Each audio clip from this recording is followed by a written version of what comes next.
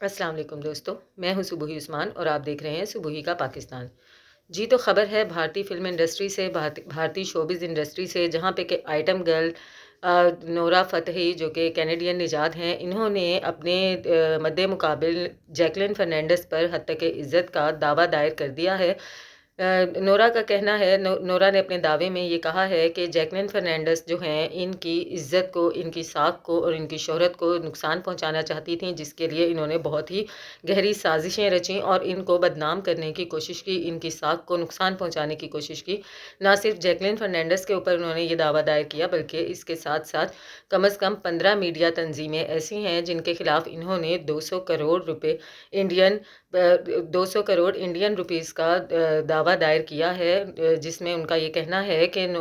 Jacqueline Fernandes ने उनको बदनाम करने की कोशिश की, उनकी शोहरत को नुकसान पहुंचाने की कोशिश की, उनकी साख को ख़राब करने के लिए साजिशें रचाईं। और ये जो 15 मीडिया तंजीमें हैं, इन्होंने जैकलिन फ़र्नांडिस के इस किस्म के बयानात, जो कि नोरा को नुकसान पहुंचाने वाले थे, नोरा की शोहरत को नुकसान पहुंचाने वाले थे, इन बयानात, इन तबसरों को आगे पहुंचाकर ये रोल प्ले किया कि वो नोरा की साख को ख़राब कर सकें और उसकी बदनामी में अपना मेन किरदार अदा किया।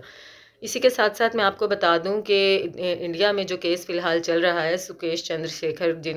जो है एक शख्स, जिसने के लोगों से काफ़ी ज़्यादा रकम जो है भत्ते के नाम पर वसूली,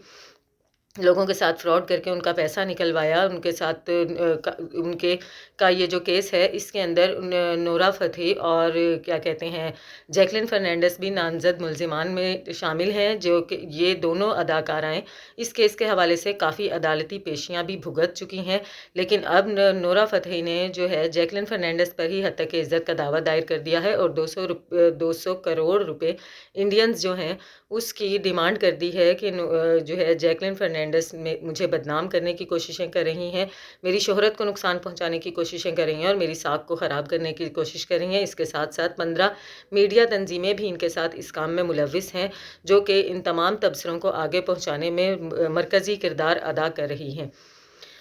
देखते हैं इन दोनों के इस मुकदमे का क्या हल निकलता है और कहाँ तक जैकलिन कामयाब होती हैं अपने आप को बचाने में और कहाँ तक नोरा कामयाब होती हैं जैकलिन को नुकसान पहुँचाने में। मिलती हूँ आपसे अपनी अगली वीडियो में, तब तक के लिए अल्लाह हाफ़िज़।